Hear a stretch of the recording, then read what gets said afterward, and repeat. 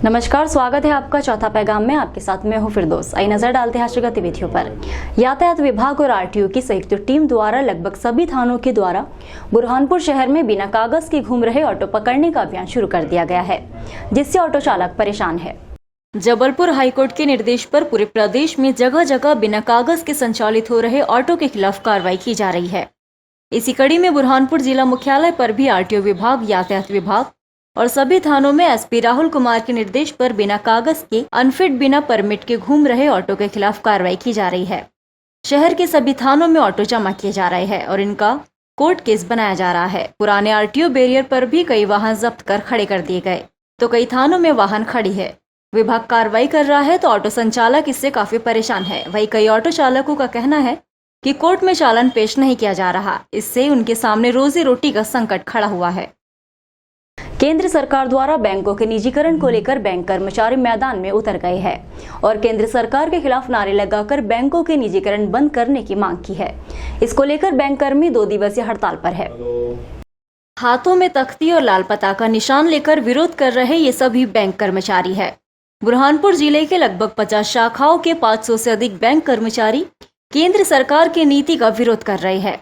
दरअसल इन कर्मचारियों का कहना है कि केंद्र सरकार बैंकों का निजीकरण कर रही है, देश बेच रही है, जिससे न केवल बैंक कर्मचारी बल्कि देश की आम जनता भी परेशानी का सामना करेगी। स्थानीय शनि मंदिर के पास एक बैंक के सामने कर्मचारी केंद्र सरकार के खिलाफ नारेबाजी कर रहे हैं और बैंक की निजीकरण बंद करने की मांग कर रहे हैं। कर्मचारी संघ के अध्यक्ष का कहना है कि जिन लोगों ने बैंकों को करोड़ों रुपयों का चूना लगाया, बैंकों के डिफॉल्टर है, सरकार उन्हीं को बैंक बेचने जा रही है। बैंकों का निजीकरण बंद किया जाए। यदि हमारी मांगे नहीं मानी गई तो हम उग्र आंदोलन करेंगे। 2 दिवसीय हड़ताल के दौरान आज केंद्र सरकार के खिलाफ नारेबाजी की गई और कल निजीकरण का नुकसान आम जनमानस को बताया जाएगा। देखिए, सरकार अभी जो लगी हुई है वो नुकसान का राष्ट्रीयकरण और लाभ का निजीकरण करने पे आमदा है। तो हमारी सरकार से ये मांग है कि सरकार की जो प्राइवेटाइजेशन की नीति है, आज की वर्तमान स्थिति में सरकार हर क्षेत्र का, चाहे वो कोल हो, रेलवे हो, बैंक हो, सबका निजीकरण करने पे आमदा है। हमारी सरकार से ये मांग है कि बैंकों का निजीकरण किसी भी सूरत में बंद होना चाहिए, क्योंकि बैंकों का निजीकरण से न केवल कर्मचारी बल्कि जो आम जनमानस है, निचले तबका का व्यक्ति है, किसान है, युवा है, वो सब कुछ प्रभावित होगा। आज बैंकों में एनपीए की समस्या बढ़ती जा रही है। सरकार जो समस्याएं हैं उनको ख़त्म करने के बजाय समस्याओं को बढ़ाने पे ध्यान दे रही है। जो बैंकों का ऋण चुका नहीं पा रहे हैं, जो बड़े बड़े कारपोरेट्स हैं, डिफॉल्टर हुए हैं, बैंकों का पैसा नहीं दे रहे हैं, आज सरकार उन्हीं को बैंक बेचने पे आमदा है। जब उनके पास बैंक चुकाने का पैसा नहीं है तो बैंक खरीदने के लिए पैसा कहाँ से ला रहे हैं? सीधी सी बात है, सरकार अपने बड़े कारपोरेट मित्रों को लाभ पहुंचाने के लिए और देश की जनता के साथ धोखा करने के लिए, देश की जनता के साथ बेईमानी करते हुए देश बेचने की तैयारी कर रही है और बैंकों का प्राइवेटाइजेशन कर रही है। कितने दिन तक की हड़ताल चलेगी और कितना लगभग लेन देन प्रभावित होगा? बैंकों की यह हड़ताल आज और कल की है, अभी शुरुआत में।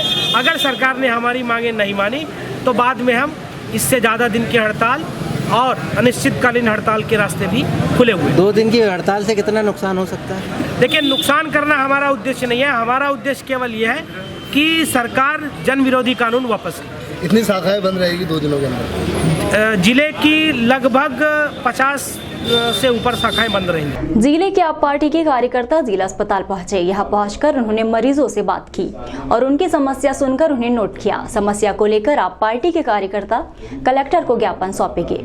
जिला अस्पताल में आप पार्टी के कार्यकर्ता पहुंचे और प्रत्येक कार्यकर्ता ने एक मरीज के पास जाकर उनसे हालचाल जाने और उनकी समस्याओं को सुना। मरीजों से, उनके परिजनों से चर्चा कर पूछा गया कि आपको खाना मिलता है या नहीं मिलता, पानी के लिए ऊपर से नीचे तो नहीं आना पड़ता, दिन भर में सफाई कितने बार होती है और बेड की व्यवस्था है या नहीं, समय पर दवाइयाँ दी जा रही है या नहीं।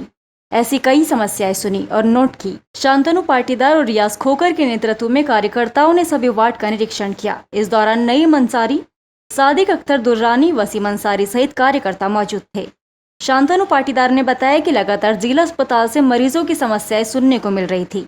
उसको देखते हुए जिला अस्पताल का निरीक्षण किया जा रहा है।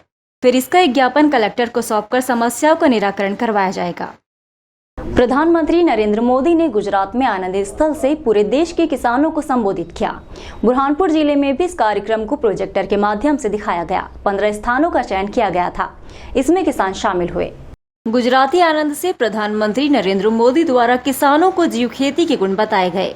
बुरहानपुर जिले में 15 सालों पर प्रोजेक्टर के माध्यम से किसानों को कार्यक्रम दिखाया गया।